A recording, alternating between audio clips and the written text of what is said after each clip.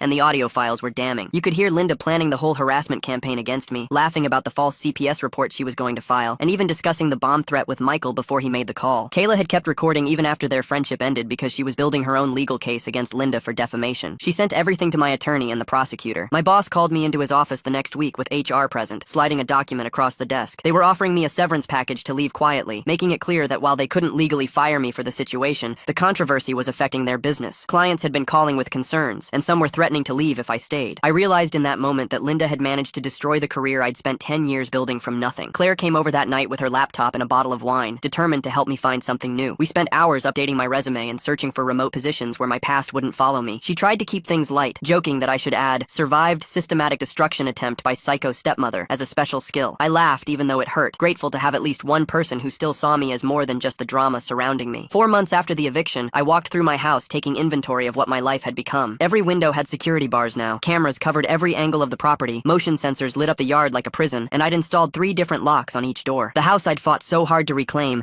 had turned into to a bunker where I was basically hiding from the world Linda had poisoned against me. The pre-trial hearing was scheduled for the next week, and my lawyer called to tell me Linda had fired her public defender right there in the courtroom. I watched from the back row as she stood up and started yelling about how I'd bought off the entire justice system with my tech money, and how everyone from the judge to the bailiff was on my payroll. The judge kept banging his gavel, but Linda just got louder, pointing at me and screaming that I'd orchestrated everything from the foreclosure to her arrest. She demanded to represent herself, and when the judge reluctantly agreed, she immediately filed 17 different motions accusing him of bias. The prosecutor stood there looking stunned, as Linda ranted about secret recordings and hidden cameras she claimed I'd planted in her apartment. After 20 minutes of this chaos, the judge ordered a psychiatric evaluation to determine if she was even competent to stand trial. Linda refused to leave with the court officers, claiming the psychiatrists were part of my network, and she'd never cooperate with my paid puppets. They had to physically remove her from the courtroom while she screamed about constitutional violations and conspiracies. The judge held her in contempt and ordered her held without bail until the evaluation could be completed. That same afternoon, Jessica called me sobbing because she'd just discovered Linda had opened credit cards in both her and Michael's names over the past 3 years. The bills had been going to a P.O. box Linda controlled, and Jessica only found out when a collection agency showed up at her work. The total debt was over $50,000 spread across 12 different cards, all maxed out on cash advances and expensive purchases. Jessica realized she'd been unknowingly funding Linda's vendetta against me this whole time through the money Linda stole using her identity. She had to file police reports, freeze her credit, and hire her own lawyer just to start untangling the mess. A week later, Robert texted asking if we could have dinner, and I agreed to meet him at a small restaurant downtown. We hadn't sat across from each other like this in over a decade, and at first neither of us knew what to say. Then he started talking about the day my mom died, how Linda had shown up at the hospital before her body was even cold. He told me Linda had immediately started boxing up Mom's things that same week, claiming it was unhealthy to keep reminders around. She threw away Mom's perfume bottles, donated her clothes without asking me, and painted over the mural Mom had done in my bedroom. Robert admitted he was so lost in grief that he just let it happen, let Linda erase every trace of the woman who'd raised me. He said he understood now how she'd manipulated him from the start, using his vulnerability to take control of everything. The next morning, Michael's lawyer called my attorney with shocking news about recordings Michael had been secretly making for years. Apparently, Michael had been recording Linda since he was 18, as insurance, because even he was scared of what she might do. His lawyer had hundreds of hours of audio files stored on multiple devices that Michael had hidden over the years. The recordings included Linda admitting to lying to CPS about me, planning the harassment campaign, and laughing about how she'd destroyed that little brat's life. In one recording from just after the eviction, she bragged about making me homeless and said she hoped I'd ended up dead in a ditch somewhere. Robert's confession about letting Linda erase his wife's memory hits different than a simple apology. Watching your dad admit he traded your mom's perfume bottles for peace and quiet is next-level heartbreak material. Michael's lawyer played us a clip where Linda detailed her plan to burn down my house if the legal system didn't finish me off. Michael was offering all of this evidence in exchange for a plea deal on his own charges. His lawyer delivered 5 external hard drives to the prosecutor's office containing 5 years' worth of recordings, text messages, and emails. The prosecutor said it was the most comprehensive evidence package he'd ever seen in a harassment case. 2 days later, I got an unexpected call from a tech startup in Seattle offering me a senior position with a huge salary increase. The CEO had seen my work and wanted me to lead their new security division, but it would mean leaving Columbus immediately. I spent the next 3 days walking through my fortified house, trying to decide if I could really leave the place I'd fought so hard to reclaim. The job would give me a fresh start away from all of Linda's poison, but this house represented everything I'd overcome. I kept going back and forth, making pro and con lists, calling Claire for advice, unable to sleep. 5 months after the eviction, Jessica came over with a box of old family photos she'd found in Linda's storage unit. We sat on my living room floor going through pictures from before my mom died, and Jessica kept finding ones where I'd been obviously cropped out or my face had been marked over with black marker. There were family Christmas cards where Linda had cut me out and taped the edges back together, vacation photos where she'd scratched out my face so violently she'd torn through the paper. Jessica started crying and apologizing, saying she should have seen what was happening, should have protected me somehow. I told her she was just a kid too, and it wasn't her fault, but she kept saying she felt guilty for all those years of family dinners and holidays I'd missed. 3 weeks later, the psychiatric evaluation was complete, and Linda was found competent to stand trial despite her conspiracy theories. She immediately filed 23 motions claiming judicial bias, demanding the judge recuse himself, insisting on a jury from another county, and requesting a change of venue to federal court. The judge denied every single motion in less than 10 minutes, while Linda shouted objections from the defense table. She filed complaints with the Judicial Review Board, the State Bar Association, and even tried to citizens arrest the prosecutor in the hallway. Her court-appointed lawyer looked ready to quit as Linda accused him of being a plant sent to sabotage her defense. The prosecutor pulled me aside after the hearing and said they were offering Linda a plea deal of 15 years for attempted murder, harassment, fraud, and identity theft. She refused immediately, insisting she'd be vindicated at trial and that the truth would destroy me. Her own lawyer seemed relieved when she rejected the deal because it meant he wouldn't have to keep dealing with her much longer. 3 weeks later, 2 FBI agents knocked on my door at 7 in the morning. They showed me their badges and asked if I had time to talk about Linda's case. I let them in and made coffee while they set up a laptop on my kitchen table. The lead agent opened a folder full of screenshots and pushed it toward me. My hands started shaking when I saw what Linda had been doing online. She'd been on dark web forums asking about hiring someone to hurt me. The screenshots showed her uploading my photo and asking how much it would would cost to make someone disappear. She'd asked about untraceable poisons and accidents that wouldn't look suspicious. The agent said she never actually sent money to anyone, but the research alone was enough for more charges. I stared at my own face in those screenshots, attached to posts about different ways to kill someone. The second agent told me they'd found these during their investigation into her fraud case. Linda had used the same computer for everything, never thinking to clear her history or use private browsing. They asked if I wanted protection, but I said no. I wasn't going to run from her anymore. That same week, I got a job offer from a tech company in Seattle that would have paid double my current salary. Claire came over with wine to celebrate, but I told her I was turning it down. She thought I was crazy until I explained that I needed to see this through. I couldn't leave town with Linda's trial coming up. Instead, I filed the paperwork to start my own IT consulting business from home. Claire became my first client, hiring me to set up the network for her new bakery. The next month, I had 3 more clients through word of mouth. Working from home meant I could control my schedule and still make every court date. I also hired a contractor to install one last security upgrade in my basement. When he came to give me an estimate, he looked at the plans for the panic room and didn't ask any questions. He just mentioned I was the 3rd person that month asking for one. The steel reinforced door could withstand a battering ram, and the room had its own ventilation system, emergency supplies, and a separate phone line. It cost me $15,000, but I slept better knowing it was there. 6 months after I'd evicted Linda, her trial finally started. I sat in the gallery surrounded by other witnesses and reporters who'd been following the case. The prosecutor had 23 witnesses lined up to testify about Linda's patterns over the years. The first witness was an elderly woman Linda had scammed out of her retirement savings. Then came former co-workers who described Linda's harassment campaigns against anyone who crossed her. A psychiatrist testified about Linda's narcissistic personality disorder and lack of empathy. Linda kept interrupting from the defendant's table, yelling that everyone was lying. The judge warned her 3 times before holding her in contempt and adding another charge to her list. Her lawyer looked exhausted trying to control her outbursts. On the second day, I took the stand for 6 straight hours. I brought 3 boxes of documentation with me, every receipt, email, and photo from my childhood. I showed them the pictures of my belongings in trash bags on the porch. I read the emails where Linda called me worthless and said I'd never amount to anything. When I described finding my mom's hoodie in the garbage, several jurors wiped their eyes. Linda started screaming that I was possessed by my dead mother's spirit seeking revenge. The judge had her removed from the courtroom while I finished testifying. The jury looked horrified as I calmly continued reading from my notes about years of abuse. Michael took the stand the next day and completely destroyed his mother's defense. He played recordings from his phone where Linda detailed her plans to destroy me completely. In one recording, she laughed about making me homeless at 17 and said it was the happiest day of her life. She talked about wanting to see me fail and end up on the streets. Several jurors looked disgusted as they listened to her voice cackling about a teenager's suffering. Michael also testified about the abuse he and Jessica had witnessed over the years. He said Linda made them promise never to help me or she'd cut them off financially. Against her lawyer's advice, Linda demanded to take the stand on day 4. She claimed she was the victim of a vast conspiracy between me, the FBI, and the prosecutor. She admitted to disciplining me, but insisted it was justified because I was a difficult child. She said throwing away my mother's things was helping me move on from the past. She showed absolutely no remorse for anything she'd done. When asked about the dark web searches, she said she was just curious and never meant to actually hurt me. The prosecutor asked her if she felt bad about making a 17-year-old homeless, and she said I needed to learn responsibility. Robert testified on the final day, bringing Linda's personal journal that he'd found after their divorce. He read entries where she detailed her manipulation tactics and admitted to enjoying the power she had over me. He publicly apologized to me for failing as a father, for choosing Linda over his own daughter. I mouthed the words "I forgive you" from my seat in the gallery, and he broke down crying on the stand. During closing arguments, Linda fired her 3rd lawyer and insisted on representing herself. She delivered a 40-minute rambling statement calling me evil incarnate and claiming she'd been trying to save everyone from my wickedness. She admitted she'd done everything the prosecution claimed, but said it was all justified to protect society from me. She compared herself to a holy warrior fighting against darkness. The jury left to deliberate at 2 in the afternoon and came back at 5 with their verdict. Linda was found guilty on all charges, including attempted murder, aggravated harassment, fraud, elder abuse, and making terroristic threats. When the foreman read the verdict, Linda jumped up and screamed that the jury had been bought and paid for. She accused me of bribing them and demanded a mistrial. The bailiffs had to physically restrain her as she tried to lunge toward the jury box. 7 months passed before the sentencing hearing finally arrived. The courtroom was packed again as victim after victim stood up to give their impact statements. Linda's own mother went first, her hands shaking as she described how Linda had stolen her retirement savings. She talked about the fake cancer treatments and the nights she went without her heart medication. Jessica stood next and talked about growing up terrified of her own mother. She described the bruises Linda left on her arms and the time she had to protect Michael from Linda's rages. Michael's statement was read by the prosecutor since he was too nervous to speak. He admitted helping Linda with some of her schemes, but said he did it because he was scared of what she'd do if he refused. When it was my turn, I kept it short and just described the garbage bags and being homeless at 17. Linda's courtroom behavior makes me wonder if she's actually lost touch with reality or if this is just another manipulation tactic. The way she fired 3 lawyers and called herself a holy warrior fighting darkness seems too dramatic to be genuine mental illness. Linda sat there stone-faced through all of it until the judge started speaking. The judge called her actions evil and said she showed no remorse for destroying multiple lives. He sentenced her to 25 years to life with possibility of parole after 20 years. Linda jumped up and screamed my name over and over as she collapsed to the floor. The bailiffs had to carry her out while she kept screaming that I'd ruined everything. Walking out of the courthouse felt strange because I didn't feel the victory victory I expected. Jessica grabbed my hand and squeezed it as we pushed through the reporters outside. I had nothing to say to them, so we just kept walking to the parking garage. Michael was waiting by my car with his lawyer, and he looked like he'd been crying. The judge had given him 18 months probation and mandatory therapy as part of his plea deal. He apologized for everything and said he knew I'd never forgive him, but he wanted me to know he was trapped too. I told him I heard him, and that was all I could give him right then. That night, I went back to the house alone for the first time since everything started. The place felt huge and empty, even though all my stuff was there. I walked through each room remembering both the good times with my mom and all the awful things Linda did. The master bedroom still smelled like her perfume, and I had to open all the windows. I sat on the floor of what used to be my childhood room, and the silence was so loud it hurt. Robert showed up the next weekend with paint supplies and said we were going to make the place mine. We spent 3 days painting every wall, and he helped me pick colors my mom would have loved. We painted the kitchen yellow like sunshine, and the living room a soft blue like the lake we used to visit. For the first time since I bought it back, the house actually felt like home. My consulting business started taking off through word of mouth from former colleagues. People who knew about the trial were impressed by how I'd handled everything and wanted to work with someone that strong. Within 6 months, I had more clients than I could handle and had to start turning people away. I realized I'd built something Linda could never touch or take from me. Jessica called one afternoon crying, but they were happy tears for once. She was pregnant and wanted to know if I'd be the baby's godmother. She said she wanted her child to know what real strength looked like, and I was the strongest person she knew. I cried for the first time since the trial ended. A year after the eviction, I hosted Thanksgiving at the house for the first time. Robert came early to help cook, and Jessica brought her husband and her baby bump. Claire flew in from Seattle where she'd moved for work and brought her new girlfriend. Some other friends from college came too, and the table was completely full. Someone mentioned during dinner that the house had never felt so warm and alive. 2 weeks later, a letter came from the state prison with Linda's prisoner number on it. I called Claire and Jessica over, and we sat at the kitchen table staring at the envelope. We decided to read it together in case it was another one of her manipulation attempts. Linda's handwriting was shaky, but she still managed to blame me for everything that happened. She said I'd poisoned everyone against her and destroyed her life out of jealousy. At the very end, she wrote that maybe she had been a little harsh when I was younger. That was the closest thing to an apology I'd ever get from her. I folded the letter and walked to the backyard where Robert had built a fire pit years ago when Mom was still alive. Jessica showed up with marshmallows and graham crackers while I grabbed some old wood from the garage. She held up her phone and started recording as I dropped the letter into the flames. The paper curled and blackened while we watched Linda's words turn to ash. Jessica stuck a marshmallow on a stick and held it over the fire. We made s'mores right there over Linda's burning letter, and it felt like the best dessert I'd ever had. The next week, I called the security company and had them remove all the cameras except the doorbell one. The guy asked if I was sure since I'd paid for such an expensive system. I told him I didn't need a fortress anymore. The panic room in the basement became my wine storage after I had shelves installed. Robert needed knee surgery a month later and asked if he could stay in the guest room during recovery. It was weird having him live in the house again after all these years. One night, he sat in the kitchen looking around and told me this was how he and Mom had always pictured it would be. I started seeing a therapist twice a week to work through everything. She kept saying how strong I was, but I finally admitted I was tired of just surviving. I wanted to actually live for once. 3 months later, Jessica called from the hospital saying the baby was coming. I drove there so fast I probably broke every speed limit. When the nurse let me in, Jessica was holding this tiny, perfect baby girl. She put her in my arms and said they'd named her Kayla after my mom. I promised that little girl right there that nobody like Linda would ever hurt her. A week after Kayla was born, I got an email from the nursing home where Linda's mom had been staying. She'd passed away peacefully in her sleep. The director said she'd been much happier these last months without Linda visiting. There was a letter for me that she'd written before she died. All it said was, "Thank you for saving me from my daughter." Spring came, and I decided to plant a garden where Mom's used to be. Robert brought tomato plants, and Jessica brought flowers while carrying baby Kayla in a sling. We spent all day digging in the dirt and planting everything Mom used to love. Claire showed up with champagne, and we toasted to new growth right there in the yard. One morning, I was making eggs and bacon when I realized I was humming. I hadn't checked the locks once or looked over my shoulder. The house was just my house now. No ghosts or bad memories hiding in the corners. My IT consulting business landed a huge contract with a local hospital system. I needed to hire help, so I put out job postings. One applicant caught my eye immediately. She was 19 and had been homeless at 17 just like me. During the interview, she was so nervous her hands shook. I hired her on the spot and told her about the garbage bags. She cried right there in my office. Now on sunny days, I sit on the porch where Robert stood crying that day. Jessica brings Kayla over and they play in the yard where Mom's garden used to grow. Kayla laughs and chases butterflies while Jessica tells her stories about Grandma. The house that saw so much pain and anger is full of baby giggles and family dinners now. I don't think about Linda anymore. There's too much life happening right here to waste time on people who tried to break me. I won. Time to close the book on this one, folks. Appreciate you letting me sprinkle my 2 cents along the way. It's been quite the ride together. If you made it to the end, drop a comment. I love reading all your comments.